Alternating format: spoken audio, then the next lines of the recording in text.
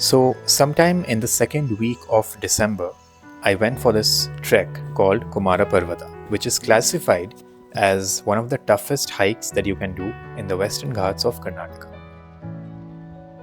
This video is related to how you should prepare yourself mentally as well as physically to a certain extent before you go for this trek, especially if you are somebody who has never been for any long hikes or treks. So I hope that this will clarify some questions that you may have in your mind. The video is about 15 or 16 minutes long. Hello everybody and welcome back to the channel. If you're new here, my name is Pratik, and in this video I'm going to be discussing a few points, about 7 to 8 points which I have noted down over here on my laptop related to the trekking in Kumara Parvatha. The first question is how difficult it is, or the difficult sections of this trek. Now first of all, I'm going to be discussing these points over here. So how difficult, the difficult sections. Alright, let's begin.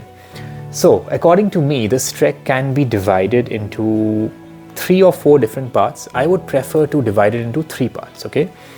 So you start from this place called Kukke Base, which is very, very close to the Kukke Subramania temple.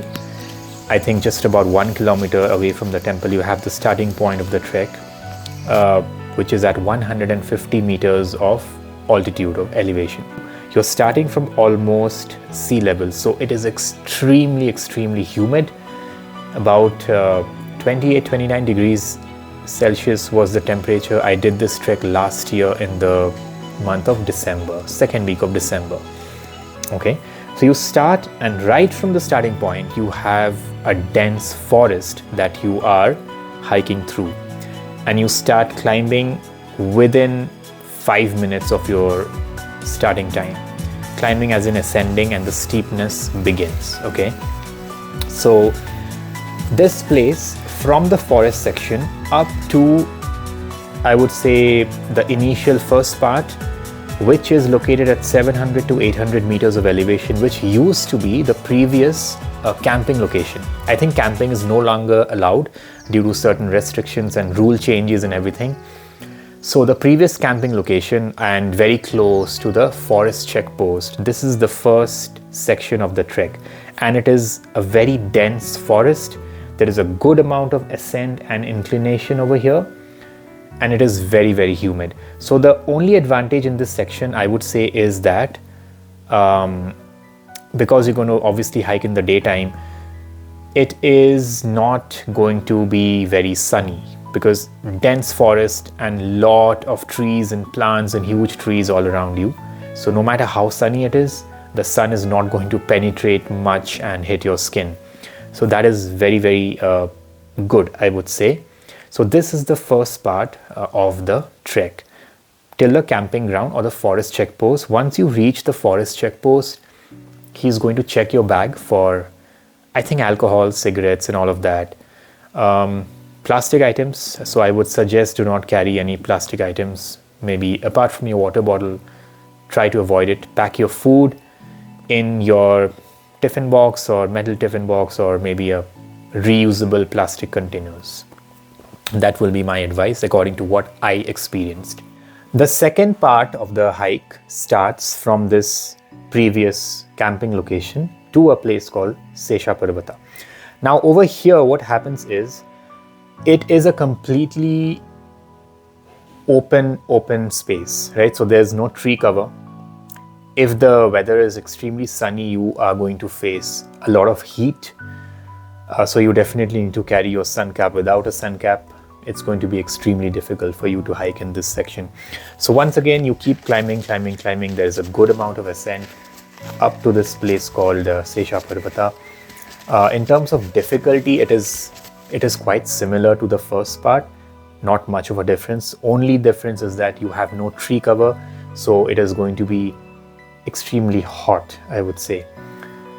So this is the second part. Now you reach this place called Sesha Parvatha, which is, according to me, it is the most beautiful location of this whole hike.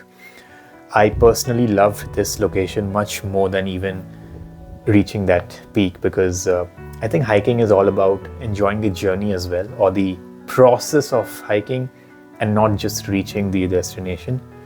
So this point is really beautiful. So this is where the second part comes to an end, according to me.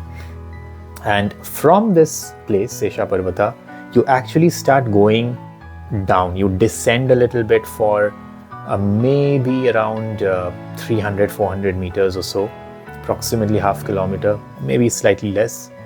You descend, and after descending, you reach a point where you have a pretty decent climb. I would say that's about 45 degrees incline. It's a rock face. Okay, you have approximately 45-degree incline rock face, so you have to be really careful at this section. In the videos, it might look scary, but trust me, when you go there and you see other people, if you're hiking on weekend, you will definitely have people along with you. I went on a weekday and there were hardly anybody. I was almost alone the whole time.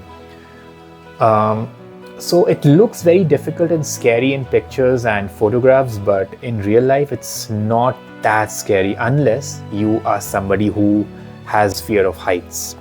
All right.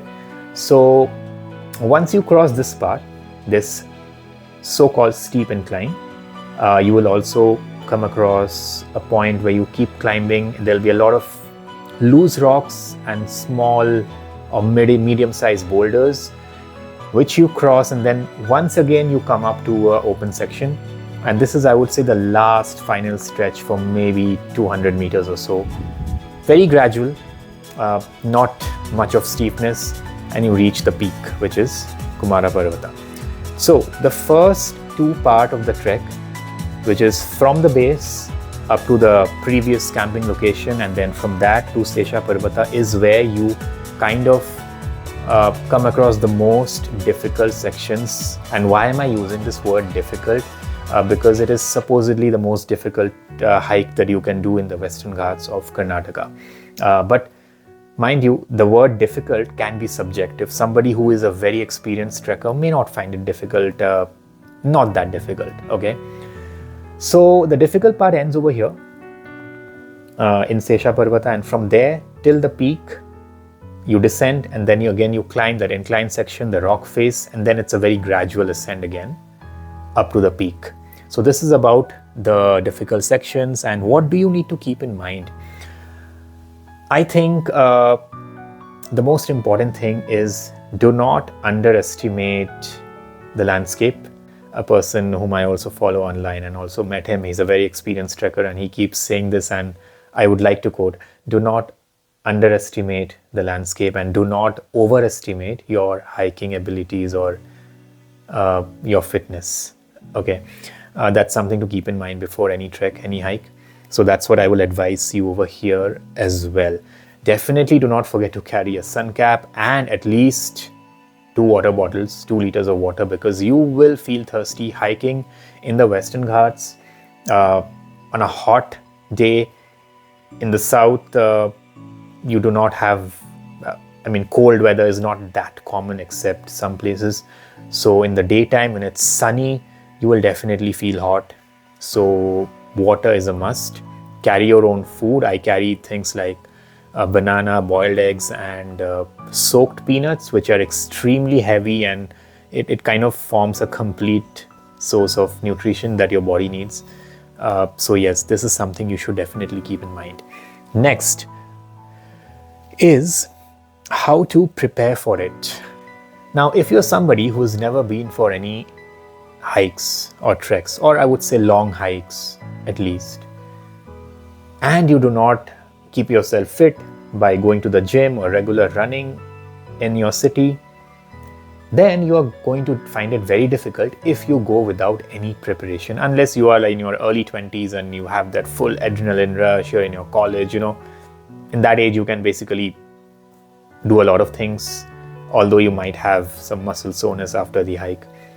But in that case, you have to prepare yourself at least for 1 to 2 weeks on a regular basis, either cycling or running, which is probably the best way to prepare for a trek. So I will suggest running and some basic weight training and strength training in your gym, in your home, wherever it is. But if you're somebody who's experienced hiker, trekker, and you keep yourself fit, just go there without any kind of any kind of questions in your mind, you will not find it difficult, not at all. So, sorry. Okay, so that's how you prepare for it. Running, weight training. Running, when I say running, at least try running 5 kilometers every day. Start with 1 kilometer. Of course, you cannot do 5 kilometers in the beginning if you're not used to running. You're going to have muscle soreness and you will give up the second or third day. So there's no point trying to prepare for anything like that. So that's how you prepare for it. But I would like to say, do not underestimate.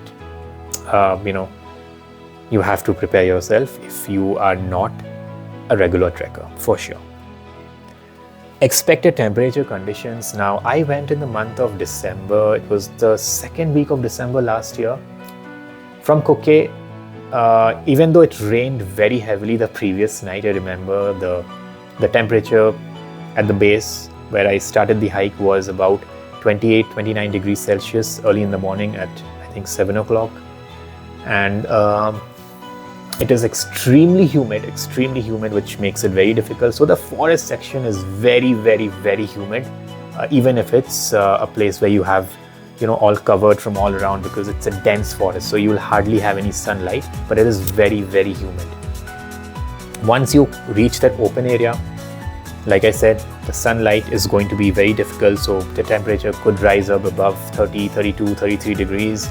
And with the sun directly on you, the feels like temperature can go well above that. So again, humidity and a lot of sunlight, temperatures can be around 30 to 35 degrees. So you got to keep that in mind. But once you reach the peak, or once you reach, Sesha Parvatha, from there I would say it starts getting a little cool. Because that's when you reach the altitude of 1200 meters. So it gets pretty pleasant. Not cold or cool, but pleasant in the daytime. So you can expect anything around 20 to 25 degrees in that part, and it definitely gets much more easier, no doubt. How many hours it can take for you to do the trek? Now see, this is completely subjective again. I took around 12 hours in total, which includes breaks in between, which included 45 minutes of resting and enjoying the view at the top, which also includes around 30 to 40 minutes of resting and enjoying the view in Sesha Parvatha, because I really, really loved that spot a lot. So including all the breaks and food and water breaks and everything, it took about 11.5 hours approximately. If you take 15 hours, it's okay. If you can do it in 9 hours, it's okay. But take it an average of 12 hours, 12 to 13 hours definitely, so that you can enjoy and not push yourself too hard, because you're going there to enjoy the environment and the landscape and not a workout only, right? So while going in the outdoors, it's about enjoying the moment and not just about, oh, can I do it faster? Unless you're practicing for some speed hike or something like that. Do forest people allow solo trekkers? The answer is yes, at least until last year. There were no problems with solo trekkers. Do you need online booking or can you go directly? Currently, you need an online booking. Until last year, there was nothing like that. I could just walk in and meet the forest guy and paid the money and went in. But currently, I think they've limited to the number of trekkers, which according to me is probably a good thing for the environment, because I saw videos or I think pictures of 4,000 people queuing up to do the hike on some weekend last year or beginning of this year, I guess. So that is insane. That is just insane. So currently you need online booking. Best days or best time to do the trek, I would suggest, even though the number of trekkers are limited, I would suggest to do the hike on a weekday if possible. Now I know it's not possible for a lot of people. You cannot take leaves, may or may not be, but if you can, do it on a weekday.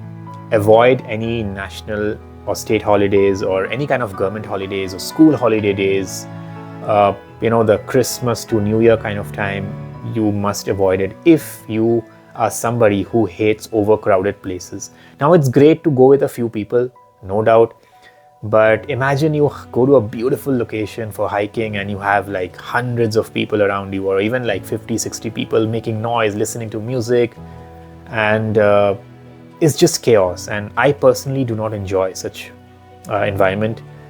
So I will suggest, if you are like me, plan on a weekday, or at least avoid any holidays or any long weekend sort of days. So these are the few questions that I wanted to discuss. I hope it has answered at least few of your queries in case you did have. If there's anything that I missed out, you can comment your questions below, and if I know the answer, I'll surely answer and reply to those comments. Have a good day and hope you enjoy your trek whenever you do.